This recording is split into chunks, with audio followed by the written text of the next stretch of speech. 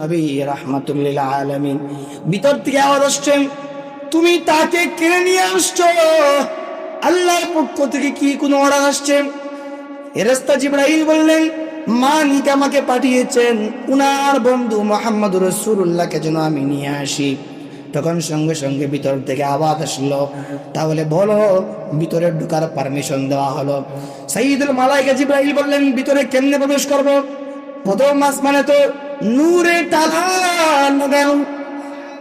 ভিতর থেকে আওয়াজ আসছে, তোমার বন্ধু হাবিব মুহাম্মদ রাসূলুল্লাহকে বলো এই নূরের তালার চাবি আল্লাহ পাক আপনার বন্ধু মুহাম্মদ রাসূলুল্লাহর হাতে তুলে দিয়েছেন। রাসূলকে বলো উনি যেন ইসমে আযম বিসমিল্লাহ পড়ে তালার মধ্যে হাত দেন। আল্লাহ নবী বিসমিল্লাহ পড়ে ইসমে আযম পড়ে যখন তালার মধ্যে হাত দিলেন, নূরের এই তালা মুহূর্তের মধ্যে খুলে যায়। আল্লাহর নবী যখন প্রথম আসমানের ভিতরে গেলেন, গিয়ে দেখেন সেখানে আদম আলাইহিস সালাতু ওয়াস সালাম আল্লাহর নবীর জন্য অপেক্ষা করতেছে। বিশ্বনবী বললেন, আদম নবী তো শ্রীলঙ্কার মাটিতে কবরস্থ আছেন, উনি কেমন করে প্রথম আসমানে আসলেন? আল্লাহ পাকের পক্ষ থেকে ঘোষণা আসছে, আমার খলিল আমার হাবিব মুহাম্মদ রাসূলুল্লাহ দুনিয়ার সফর শেষ করে আসমানের সফর শেষ করে আমি আল্লাহর কাছে আসবে। আমি আল্লাহ আমার বন্ধু মুহাম্মদ রাসূলুল্লাহকে ইস্তেকবাল জানানোর জন্য আদি পিতা আদম আলাইহিস সালাতু ওয়াস সালামকে কিছু সময়ের জন্য আমি আল্লাহ ওনার রূহকে আমি আল্লাহ প্রথম আসমানের ভিতরে আমন্ত্রণ জানিয়েছি। আদম নবী সঙ্গে রাসূলুল্লাহ কথা বললেন। এরকম দ্বিতীয় আসমান তৃতীয় আসমান, এক আসমান থেকে আরেক আসমানে যেতে 500 বছরের রাস্তা। মুহাদ্দিসিন হযরতরা বলেন 7 আসমান পাড়ি দেওয়ার পর সিদরাতুল মুনতাহা, ওই সিদরাতুল মুনতাহা পর্যন্ত জিবরাইলের সীমানা। জিবরাইল এই সিদরাতুল মুনতাহা ক্রস করার কোনো অনুমতি নাই, পারমিশন নাই। সিদরাতুল মুনতাহা পর্যন্ত যখন জিবরাইল গেলেন, জিবরাইল বললেন, আল্লাহ এখন কি করতে পারি? এখনো রয়েছে লৌহ কলম, এখনো তো রয়েছে আরশ কুরসি, এগুলো কেমন করে আপনার বন্ধু পাড়ি দিবে? আল্লাহ পাক রব্বুল আলামিন জিবরাইলকে বললেন, রে জিবরাইল তুমি চিন্তার কোনো কারণ নাই, তোমার ঠিকানা শেষ সিদরাতুল মুনতাহা পর্যন্ত। এখন সিদরাতুল মুনতাহা থেকে আমার বন্ধুকে আমি আল্লাহ কেমন করে নিব এটা আমি আল্লাহ জানি।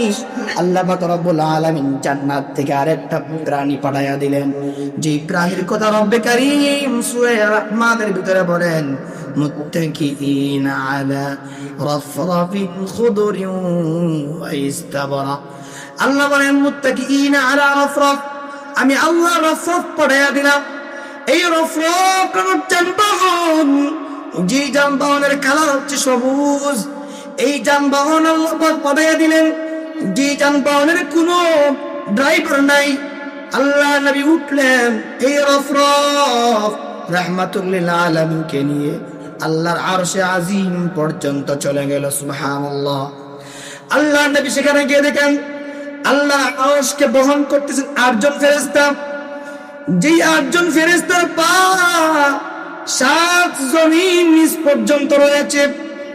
আল্লাহ পাক রব্বুল আলামিন বলেন, আমার বন্ধু হাবিবুল্লাহ আমি আল্লাহ গোটা পৃথিবীর সমস্ত নবীদেরকে ভালোবাসি, তারাও আমি আল্লাহকে ভালোবেসেছে।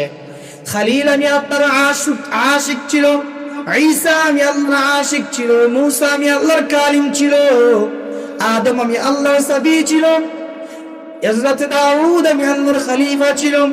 কিন্তু তুমি আমি আল্লাহর হাবিব, আমি আল্লাহ তোমাকে বড় মহব্বত করে আমার আরশ পর্যন্ত এনেছি।